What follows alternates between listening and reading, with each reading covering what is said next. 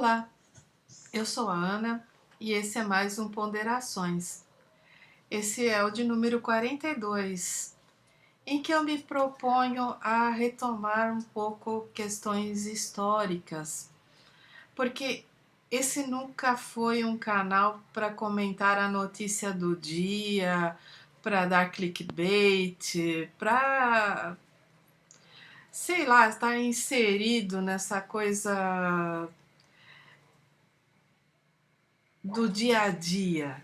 Não, a maneira como eu construo os meus vídeos, por mais que eu apoie colegas que fazem esse trabalho de comentar diariamente ou semanalmente, a minha ideia é que você tenha um acesso a questões históricas e historiográficas que você não aprende na escola.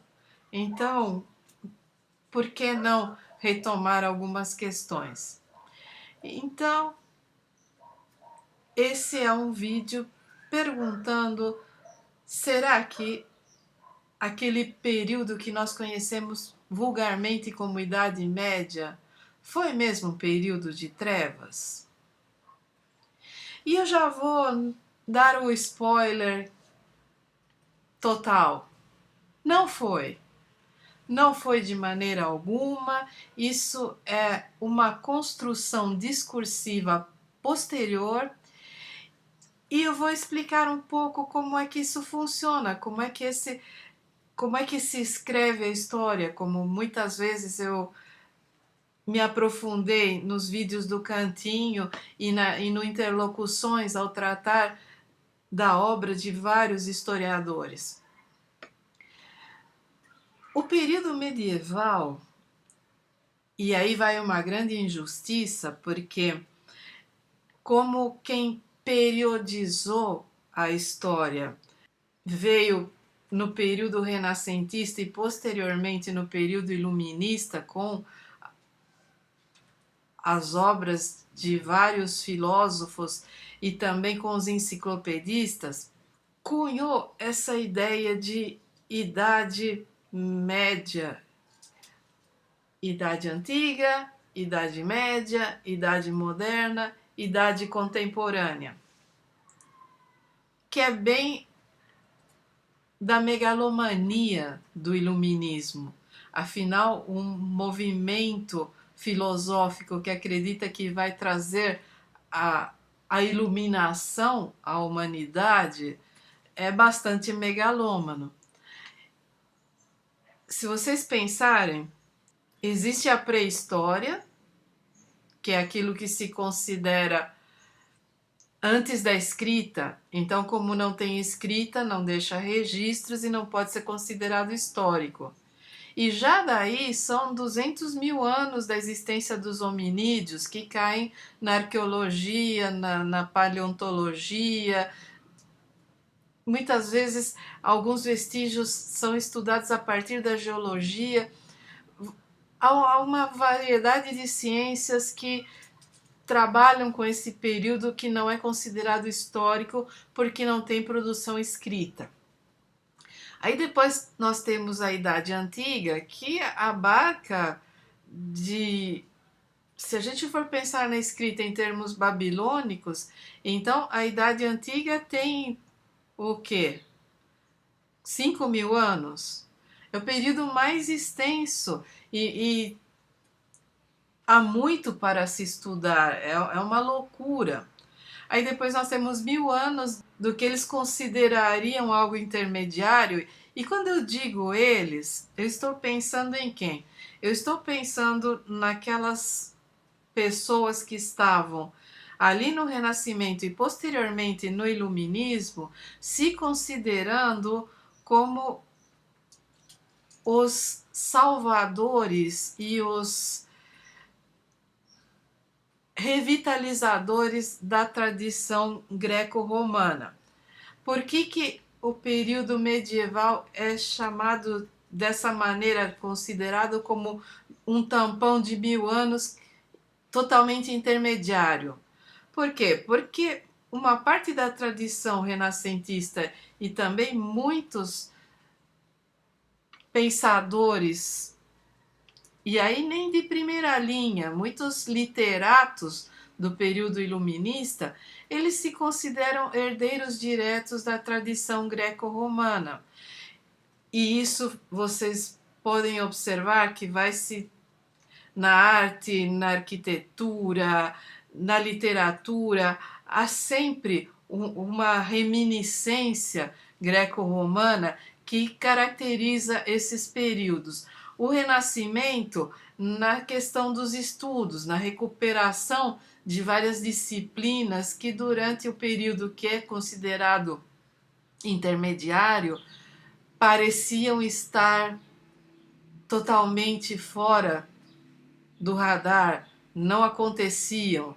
Então, para o senso comum, para as pessoas que não têm uma formação histórica mais elaborada, ou que não se interessam, ou que pegam suas referências basicamente no cinema e em literatura de grande circulação, best-sellers e autores que não são necessariamente ruins, mas que também não são clássicos, são autores que escrevem para ganhar dinheiro e que por isso alimentam determinados mitos do senso comum, porque assim vendem mais.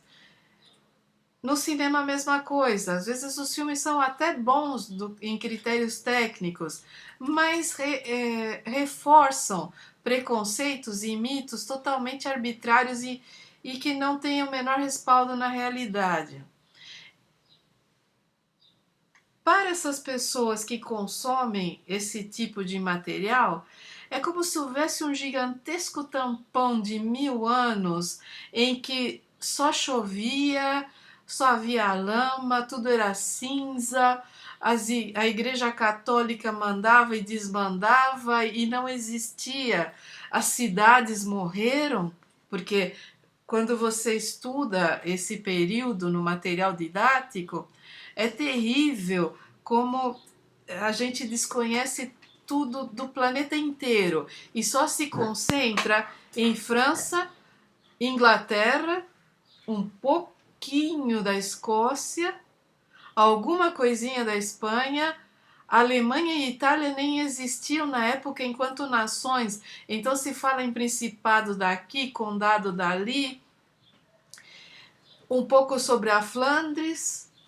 E você tem isso, você tem essa coisa totalmente estapafúrdia de apagar 1000 anos da história do mundo e abstrair que um pedacinho da Europa basta para você apreender todo o resto. Então se perde de vista a China, o Japão, a Índia, um continente inteiro como a África, as Américas.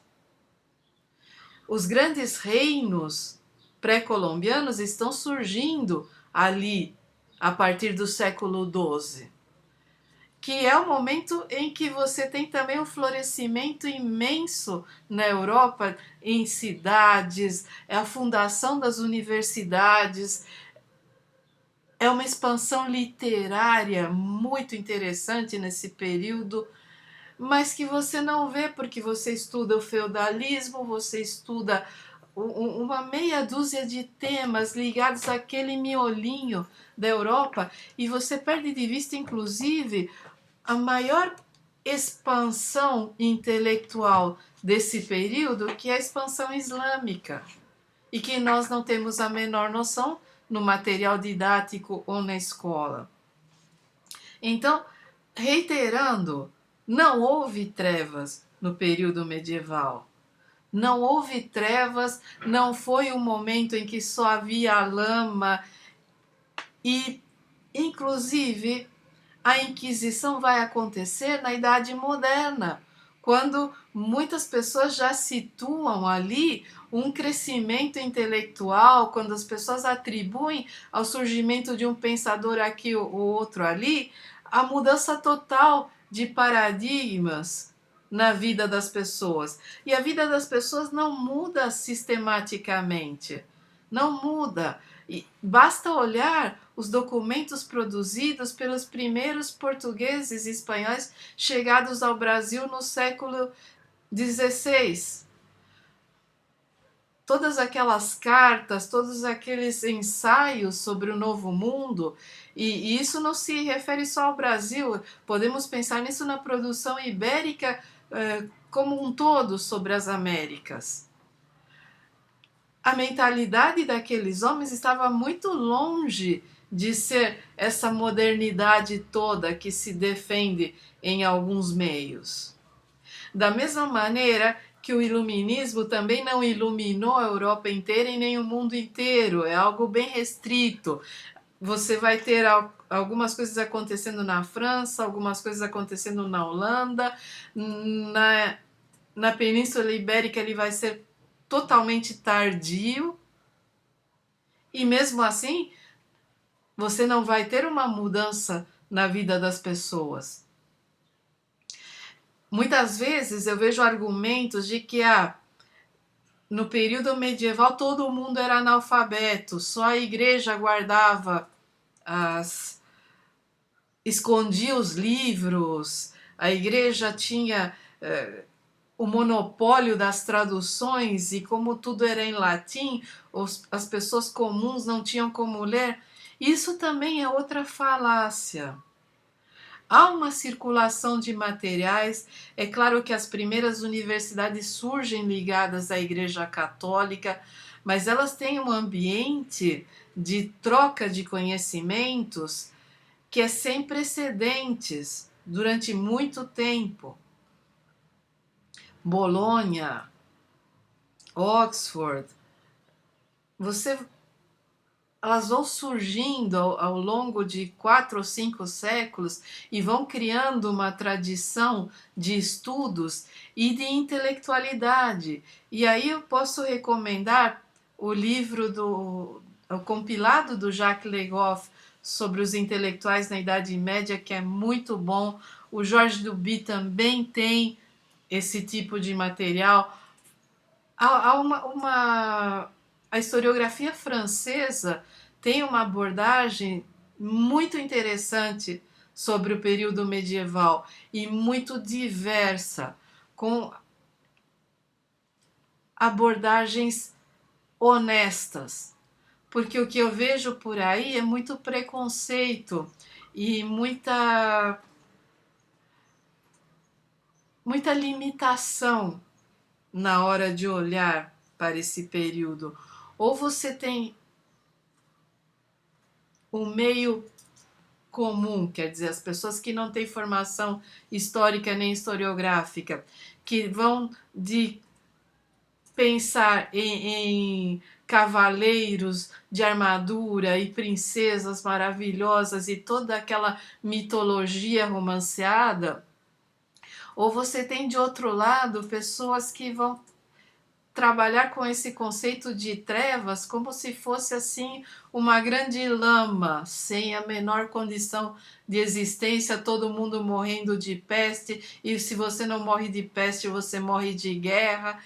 E é claro que essas coisas todas existiram. A peste foi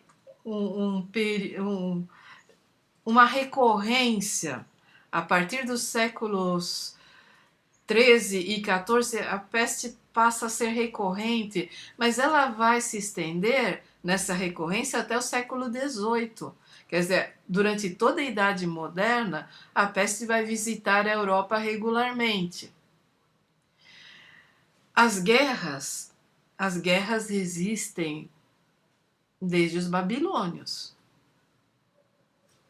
As guerras existem até hoje.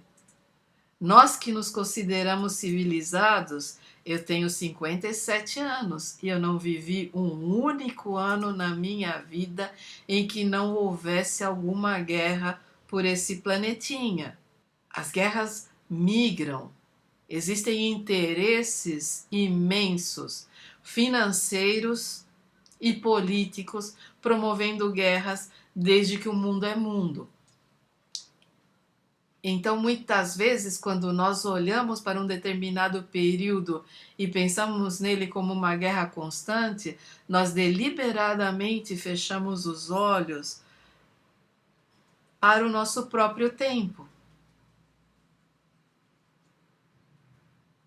Pensem um pouco, vocês que estão numa faixa etária um pouco mais jovem, e vamos andando para trás, né?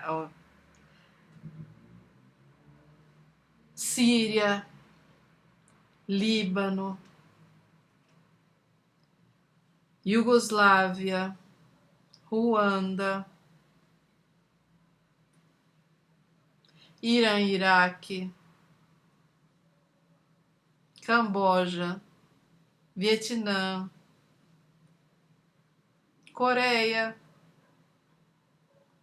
Isso sem falar em conflitos locais, como as guerrilhas irlandesas, espanholas.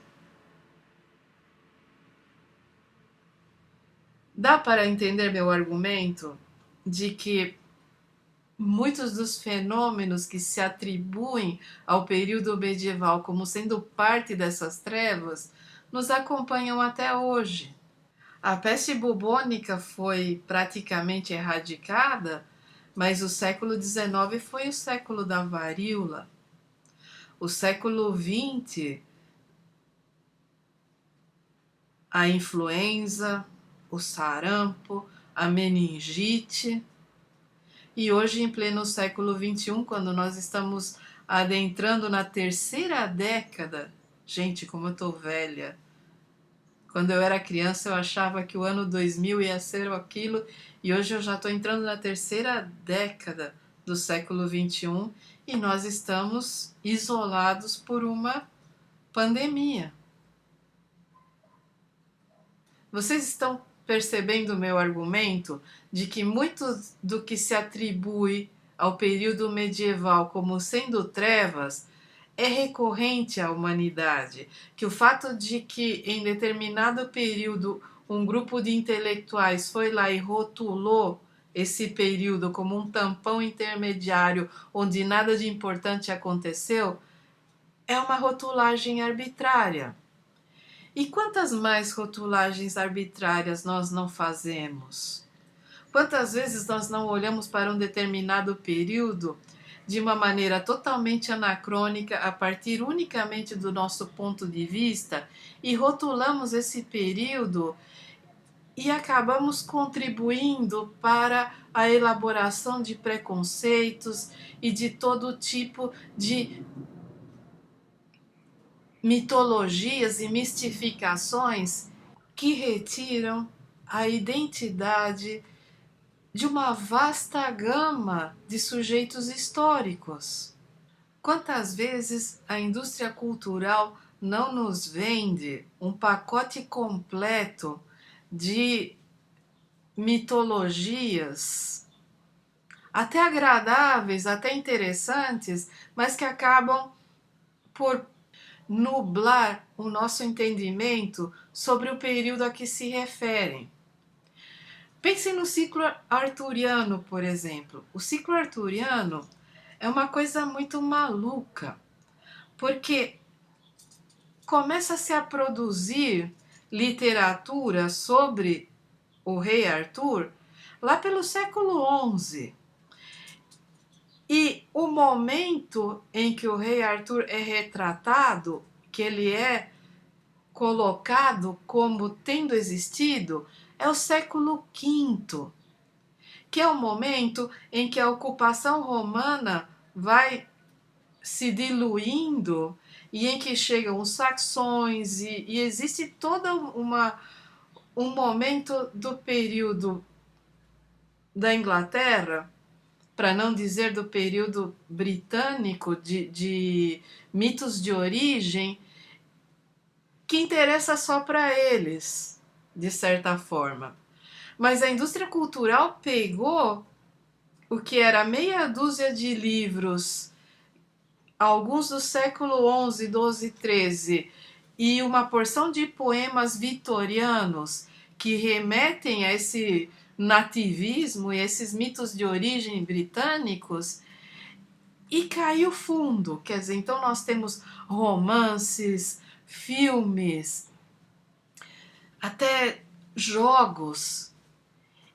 E um dos problemas das RPGs e dos videogames é que acabam criando ilusões sobre o período medieval que são horríveis. Por exemplo, essa coisa de clérigos paladinos, em que pega a Ordem dos Templários, que era uma ordem de agiotas guerreiros, e transforma em heróis. Toda essa coisa da corte do rei Arthur, que vira um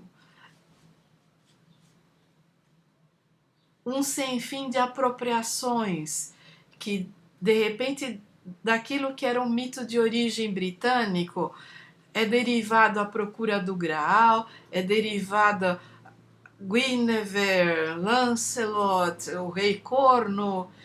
E é muito interessante porque em algumas abordagens mais tidas como sérias, toda a iconografia celta e a coisa do cervo e do chifre é incorporado ao Arthur, e você tem uma salada. A indústria cultural promoveu uma salada de referências que são jogadas ali e que são totalmente anacrônicas, que não tem nada a ver com o Arthur original que porventura possa ter existido, não tem nada a ver com o momento em que os primeiros poemas e romances são formulados, e muito menos tem a ver com a apropriação vitoriana que pretende promover mitos de origem romantizados. A indústria cultural faz uma salada, então o que nós temos?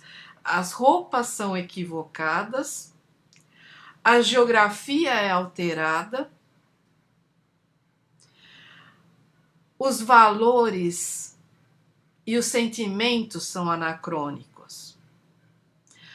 É mais ou menos muito do que o Shakespeare fazia. Shakespeare pega uma história que é pré-quattrocento, como Romeu e Julieta, e transforma em um romance que é moderno para a época dele. Recentemente, Abelardo e Heloísa sofreram esse tratamento. Vocês estão entendendo o que eu quero dizer? Que a maior parte das nossas perspectivas para pensar o período medieval, elas são promovidas a posteriori, muitas das leituras são a posteriori também, e o trabalho de historiadores sérios não é nem conhecido. Muitas vezes a gente chega em ambientes marxistas e fala do Georges Duby, do Jacques Le Goff, e não é nem sequer aceito, porque eles são da escola dos Anali. E muitos historiadores marxistas têm horror a esse tipo de historiografia. E eu não tenho, eu adoro. Para mim, a primeira geração dos Anali com o Bloch, que é um dos maiores medievalistas que eu já vi, maravilhoso. O Braudel, que é da segunda geração, ele já é do período moderno, quer dizer, todo o trabalho dele sobre Mediterrâneo e Felipe II é situado ali no início da Idade Moderna, então ele não dialoga muito com o resto da historiografia. Mas a terceira geração, gente, tem os melhores medievalistas que você pode encontrar, e a grande maioria está traduzido em português. Dá para ser lido. São difíceis de ler? São, porque são eruditos. Não são leitura de final de semana, não são leitura de banheiro, e muito menos são leituras para quem não tem um mínimo de formação. Mas eles estão aí. E eles estão aí para quem está escrevendo romances, para quem está desenvolvendo jogos e RPGs, que poderia ler e fazer menos besteira. Mas não faz, porque já está colocado para o senso comum essa imagem. Eu nem vou entrar nesse vídeo sobre como se ignora totalmente o despertar islâmico, o califado de Córdoba, toda a matemática, a filosofia, a poesia, as artes. Por quê? Porque existem os nossos preconceitos e aquela ideia de que se as mesquitas não têm arte sacra, elas não têm arte. E, gente, os arabescos e a arquitetura das mesquitas, os azulejos, são algo maravilhoso de se pensar. As grandes navegações não teriam acontecido jamais se não fosse o conhecimento acumulado pelos árabes, islâmicos ou não. E tudo isso foi acumulado durante esse período que é chamado de medieval e que é considerado totalmente trevoso. E aí eu vou entrar no meu último argumento, que é essa ideia da treva, por oposição à luz, e que não é por acaso que esse movimento filosófico que vai trazer a modernidade ao mundo, quer dizer, você tem ele no final do que é considerado idade moderna e na entrada do que é considerado idade contemporânea.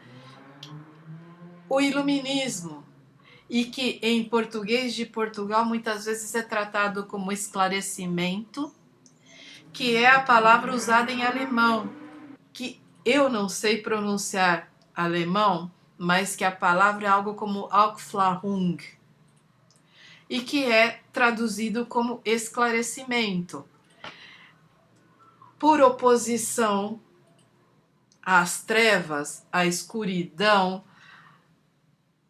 que são associados o tempo todo à ignorância, à falta de conhecimento, à falta de medicina, à falta de higiene, às condições materiais medonhas para se viver. Você propõe um momento em que toda a luz do conhecimento é jogada em benefício da humanidade. Então, o iluminismo ou o esclarecimento traria para a humanidade um sistema político melhor, um sistema econômico melhor, o conhecimento ao alcance de todos com a criação da enciclopédia, a divulgação literária. Vocês estão percebendo que existe ali todo um contexto para classificar o período medieval como trevoso?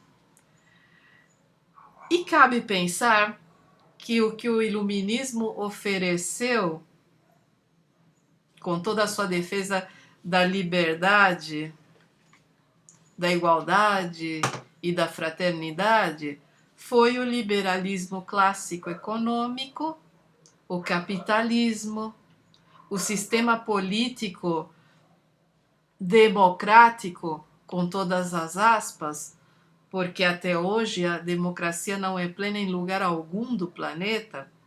Quer dizer, primeiro os não brancos tiveram que lutar pelo voto, e as mulheres lutar pelo voto, e os analfabetos. Até aí, os analfabetos nem lutaram. O que aconteceu foi uma concessão política esperando incorporar o voto dos não alfabetizados. Não há iluminação alguma, não há esclarecimento algum. O que há é uma mudança de modelo político, econômico e filosófico. E que, para se legitimar, simplesmente acabou com qualquer reputação que os modelos anteriores tivessem. Muito cuidado, então, quando se fala em Idade das Trevas, Idade Média, esse tampão medonho e trevoso entre a antiguidade clássica maravilhosa greco-romana e o renascimento do Quattrocento e o iluminismo francês. Porque há ali preconceito demais, construção demais, mistificação demais. Até porque o Quattrocento italiano tem suas raízes lá nos séculos 13 e 14, com Dante e Petrarca. Eu vou recomendar a vocês e vou deixar aqui na descrição do vídeo um canal que chama Chronicle. Ele está em inglês britânico, não tem legendas em português, então é só para quem puder se aventurar, que tem documentários maravilhosos e é todinho sobre o período medieval. É claro que ele se situa na história britânica, mas há alguns documentários sobre arte, há alguns documentários maravilhosos sobre a joalheria dos saxões, sobre a produção de livros e iluminuras. Eu vou recomendar que vocês pesquisem sobre o Book of Kells, que é um evangelho iluminado feito lá pelo século VIII, nas Ilhas Britânicas, maravilhosamente um primor de caligrafia e de iluminura, para entender que há muita arte no período medieval, há muito o que se entender nesse período, há muito para se aprender. E é isso, olha, eu vou deixar várias sugestões de leitura e de canais na descrição do vídeo. Não vou colocar aqui porque eu sei que tem gente que assiste no celular e que fica super difícil de ler se eu colocar aqui na tela, na barra de notícias, ou se eu passar aqui durante a minha fala. Então, cuidem-se, continuem usando álcool, lavando as mãos, mantendo distância, usando máscara, vacinem-se. Se houver uma quarta dose, vamos tomar. E quando virar endemia, se a vacina for anual ou semestral, vamos tomar também. Muitos de nós estão há uma década sem ter uma gripe, exatamente porque a vacina da gripe está ali para todos nós anualmente. Então, vamos pensar, vamos ponderar, vamos refletir sobre o que está acontecendo e deixar de ser trouxa, deixar de ser pautado, deixar de ser manipulado por interesses escusos e espúrios que estão aí. Olhem em volta e vejam quem é que defende o quê, antes de sair repetindo qualquer besteira. E é isso, gente. Um grande abraço e até o próximo.